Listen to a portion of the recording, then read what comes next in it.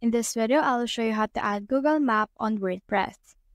So let's get started. So you can see right here that I have in here a post that I want to edit. So what I can do in this case is to head over and click on this edit post that you can see right here in order to successfully add the Google Map. Once you have clicked on this edit post right here, it will open the block editor of this particular post that I have made. So this is the block editor. What we can do is we can head over right to Google Maps. So for example, I want to actually post this wind house right here. I just need to head over and then click on a particular location. And then I can see this share icon right here. In here, you can see this link to share, but we want to embed it. So click on this embed and map.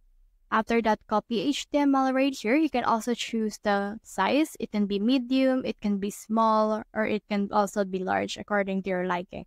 So for me, I'll just head over and choose medium and then click on copy right here.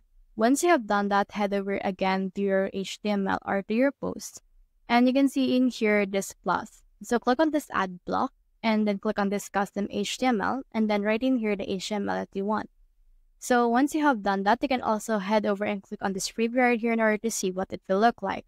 So as you can see, this will be the preview. So head over and click on the save icon right here in order to save your progress. And then as you can see right here, it's actually saving. Once it's been saved, you can click on this right here in order to view the post that you have just created. Now, once you have done that and when you try to scroll down, we can now see in here the map. So that's the whole process. If you have found this video helpful, simply leave a like below or subscribe because it helps reach more people. See you soon.